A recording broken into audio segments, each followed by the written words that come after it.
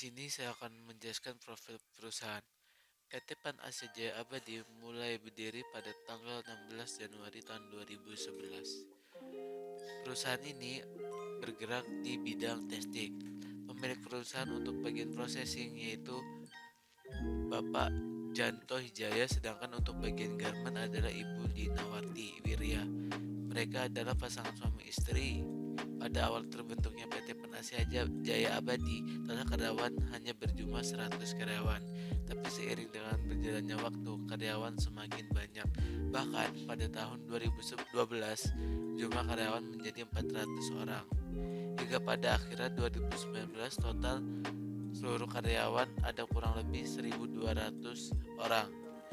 Jadi, perusahaan ini dari tahun ke tahun semakin pesat perkembangannya. Dengan banyaknya pegawai, produksi pun dapat tercapai. PT Pan Asia Jaya Abadi telah mengekspor ke negara-negara besar seperti negara di Amerika, Eropa, dan Uni Emirat. Selanjutnya bagian value chain. Value chain terbagi menjadi dua, yaitu primary activity dan support activity. Untuk primary activity terdiri dari inbound logistik. Pada PT Pan Asia Jaya Abadi, bagian ini meliputi pembelian bahan baku secara lokal maupun impor, serta melakukan pengiriman. Selanjutnya, operation. Pada bagian ini, PT Pan Asia Jaya Abadi terjadi proses kegiatan produksi kain jadi yang dibuat dari kain grey. Setelah itu, outbound logistik. Bagian ini terdiri dari proses menjual kain jadi ke berbagai perusahaan. Selanjutnya, marketing and sales. Bagian marketing and sales dilakukan dengan meyakinkan konsumen terhadap kualitas kain yang diproduksi. Serta bagian servis. Bagian servis ini terdiri dari proses pelayanan terhadap customer. Sedangkan untuk support activity meliputi frame infrastructure. Bagian ini PT Pan Asia Jaya Abadi memiliki pabrik yang menunjang produksi kain tekstil. Untuk bagian Human Resource Management, bagian ini meliputi proses pengelolaan gaji karyawan serta menginput data kinerja karyawan seperti kehadiran, lembur, dan lainnya. Untuk bagian Technology Development, pada bagian ini PT Pan Asia Jaya Abadi memiliki CCTV yang terintegrasi dengan handphone dan ruang pengawas secara real time untuk mengawasi keluar masuknya barang. Selain itu, PT Pan Asia Jaya Abadi memiliki mesin terbaru untuk menunjang produksi kain tekstil. Selanjutnya, bagian procurement. Bagian ini terdiri dari proses pembelian bahan baku dan bahan penunjang yang akan digunakan pada proses produksi.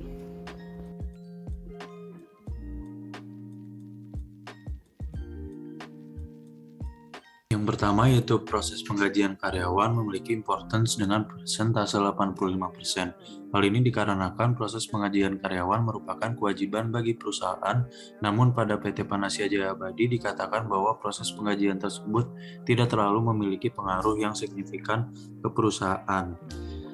Lalu untuk health-nya memiliki persentase sebesar 90%. Angka tersebut jika didapat karena proses penggajian PT Pan Asia Jaya Abadi sebagian besarnya tidak terdapat kendala apapun.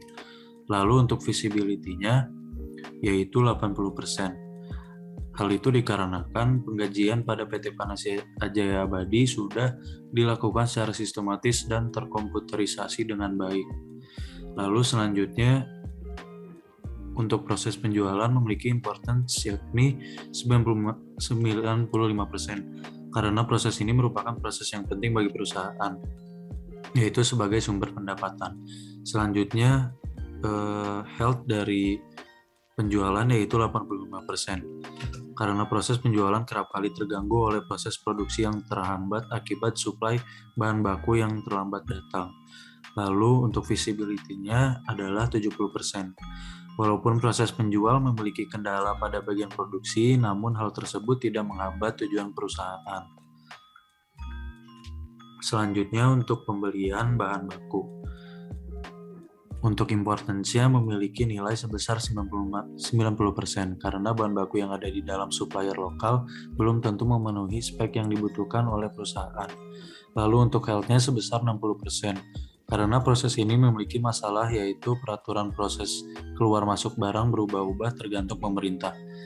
Lalu untuk visibility-nya sebesar 75% karena perusahaan hanya bisa mengandalkan peraturan pemerintah dalam proses keluar masuk barang impor. Proses yang terakhir yaitu perekrutan karyawan memiliki importance 90%. Ini dikarenakan dengan proses ini dapat menemukan dan merekrut individu-individu yang sesuai dengan kebutuhan perusahaan. Lalu untuk health-nya adalah sebesar 70% karena terdapat beberapa karyawan yang tidak berkomitmen dalam menjalankan pekerjaannya. Lalu untuk visibility-nya yaitu sebesar 90%. Ini dikarenakan perusahaan mengatasi masalah beberapa karyawan yang tidak berkomitmen dalam menjalankan pekerjaan yang diberikan oleh perusahaan dengan melakukan job training yang dievaluasi setiap 3 bulan. Dalam laporan ini, kami memilih 4 proses bisnis, yang diantaranya adalah penjualan, penggajian, pembelian bahan baku impor, dan perekrutan. Alasan kami memilih 4 proses bisnis tersebut adalah sebagai berikut. Yang pertama untuk penjualan, karena proses penjualan merupakan proses yang sangat berperan bagi keberlangsungan suatu perusahaan. Hal tersebut karena proses penjualan menjadi sumber pendapatan bagi suatu perusahaan, termasuk PT PAN Asia Jaya Abadi. Yang kedua untuk penggajian. Penggajian karyawan merupakan salah satu proses yang sangat penting di suatu perusahaan. Penggajian dapat menjadi timbal balik bagi para karyawannya yang sudah ikut serta membantu dalam melancarkan berbagai proses bisnis yang terdapat dalam perusahaan. Yang ketiga ada pembelian bahan baku impor. Karena pembelian bahan baku impor merupakan proses yang sangat berperan bagi produksi kain yang terdapat pada perusahaan. Selain itu, pembelian bahan baku impor dapat menguntungkan apabila harga bahan baku di luar negeri lebih murah dibandingkan dalam negeri. Untuk yang keempat adalah perekrutan. Dikarenakan perekrutan karyawan ini bertujuan untuk membantu atau mengisi kekosongan dalam suatu bidang keahlian di suatu divisi, dikarenakan putus kontrak atau pensiun, agar divisi tersebut tetap bisa bekerja dengan baik atau lebih maksimal dengan tenaga kerja yang lebih berpotensi dan berinovasi dalam bekerja. Proses penjualan PT PAN Asia Jaya Abadi dimulai ketika divisi marketing menerima dokumen PO dari customer. Setelah itu, divisi marketing akan membuat dokumen sales contract. Dokumen tersebut dikirim dan disetujui oleh customer. Selanjutnya, divisi marketing akan membuat dokumen instruksi kerja yang nantinya akan dikirim ke divisi produksi. Pada bagian produksi, dokumen instruksi kerja akan dijadikan pedoman dalam melakukan produksi barang. Sebelum melakukan produksi, divisi produksi akan terlebih dahulu melakukan pengecekan status ketersediaan bahan baku. Jika bahan baku tidak tersedia, maka divisi produksi akan mengajukan permintaan pembelian bahan baku pada divisi pembelian. Divisi pembelian akan membuat dokumen PO bahan baku dan mengirim pesan pembelian bahan baku pada supplier. Selanjutnya, supplier akan mengirim barang dan akan diterima oleh divisi produksi. Jika bahan baku sudah tersedia, maka divisi produksi akan langsung melakukan produksi barang. Barang hasil produksi akan dikirim ke bagian gudang. Pada bagian ini, divisi gudang akan menjadwalkan pengiriman dan membuat surat jalan secara bersamaan. Setelah itu, divisi gudang akan melakukan pengiriman barang kepada customer. Proses penjualan dilanjutkan dengan divisi marketing membuat dokumen penagihan atau invoice. Selanjutnya, divisi marketing akan melakukan penagihan. Divisi marketing akan menerima konfirmasi pembayaran dari customer dan menginputkannya pada database keuangan, dan pembayaran diterima.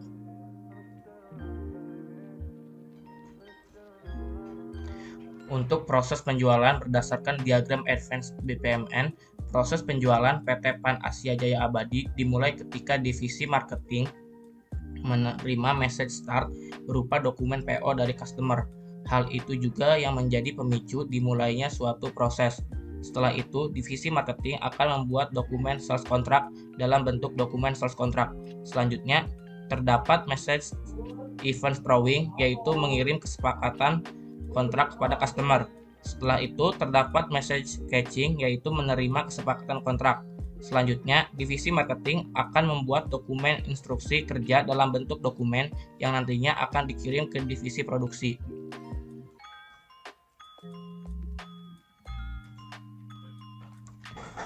Pada bagian produksi, instruksi kerja akan dijadikan pedoman dalam melakukan produksi barang.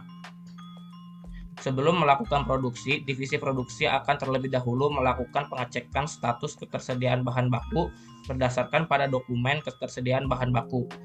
Jika bahan baku tidak tersedia, maka divisi produksi akan mengajukan permintaan pembelian bahan baku pada divisi pembelian dengan membuat dokumen permintaan pembelian bahan baku. Divisi pembelian akan membuat dokumen PO bahan baku sesuai dengan dokumen permintaan pembelian bahan baku. Selanjutnya terdapat message event throw, yaitu mengirim pesan pembelian bahan baku. Selain itu terdapat message event catching, yaitu menerima bahan baku. Jika bahan baku sudah tersedia, maka divisi produksi akan langsung melakukan produksi barang. Barang hasil produksi akan dikirim ke bagian gudang.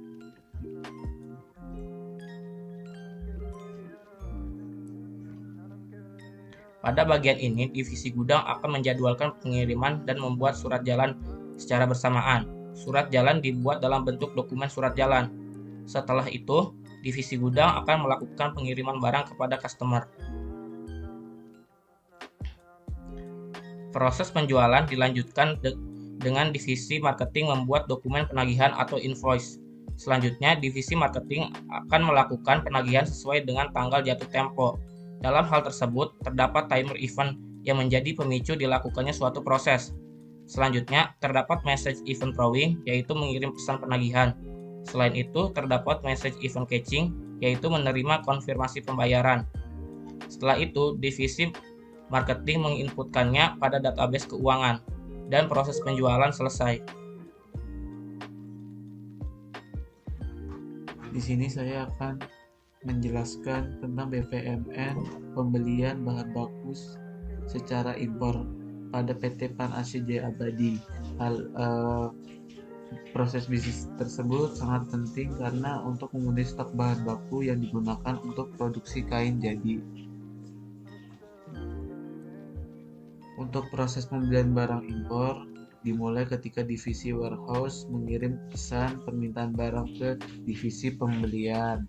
Lalu divisi pembelian akan menerima permintaan pengadaan bahan baku kain dari divisi warehouse. Setelah itu, divisi pembelian akan membuat dokumen purchase order. Setelah membuat dokumen purchase order, divisi pembelian akan mengirim dokumen tersebut kepada supplier. Setelah itu, supplier menerima dokumen purchase order. Selama pemrosesan dokumen purchase order, divisi pembelian akan menunggu pembuatan faktur dari supplier. Habis itu, divisi supplier mengirim faktur ke divisi pembelian. Lalu, divisi pembelian akan menerima faktur dari supplier. Terus, setelah itu memeriksa faktur apakah sesuai dengan purchase order. Lalu di sini ada gateway, kalau misalnya dia tidak sesuai akan mengirim dokumen purchase order lagi ke supplier. Apabila sesuai akan melakukan pembayaran sesuai faktur yang diterima. Setelah itu, divisi pembelian akan mengirim pesan konfirmasi pembayaran kepada supplier. Setelah itu, divisi warehouse akan menunggu pengiriman dari supplier selama 7 hari. Ini termasuk pengecekan di bea cukai. Terus setelah itu di sini supplier akan mengirim bahan baku ke supplier tetapi melalui bea cukai. Setelah itu, setelah melakukan pemeriksaan di bea cukai, bahan baku akan dikirim ke divisi warehouse. Nah, setelah itu di sini akan menerima divisi warehouse akan menerima bahan baku dari supplier. Setelah itu divisi warehouse akan melakukan pembongkaran muatan. Setelah itu divisi warehouse akan melakukan unroll bahan baku. Di sini bahan baku masih dalam bentuk roll. Lalu melakukan pengecekan Lalu divisi warehouse akan melakukan pengecekan terhadap bahan baku. Apabila sesuai dengan purchase order, maka warehouse akan membuat dokumen ketersediaan bahan baku. Lalu warehouse mengirimkannya ke divisi produksi. Lalu divisi produksi menerima dokumen tersebut. Lalu setelah menerima dokumen tersebut, divisi produksi memulai produksi kain. Apabila pengecekan tadi tidak sesuai dengan purchase order, maka divisi warehouse akan melakukan return ke supplier. Sekian, terima kasih. Di sini saya akan menjelaskan notasi dari BPMN AdSense dari pembelian bahan baku secara impor. Di sini yang pertama ada intermediate event, yaitu message event throwing, yaitu mengirim pesan permintaan barang. Yang lalu yang di sini ada intermediate event, yaitu message event yang catching, yaitu menerima pesan permintaan barang. Lalu di sini ada pembuatan dokumen purchase order yang berisi penawaran dan kuantitas bahan baku. Nah, terus di sini ada intermediate event, yaitu message event, itu untuk throwing atau mengirim dokumen purchase order ke supplier. Lalu di sini ada time event untuk divisi pembelian akan menunggu pembuatan faktur dari supplier. Terus di sini ada intermediate event, yaitu message event, yaitu catching, yaitu menerima faktur dari supplier. Lalu di sini ada intermediate event, yaitu message event throwing, dia akan mengirim pesan konfirmasi pembayaran kepada supplier.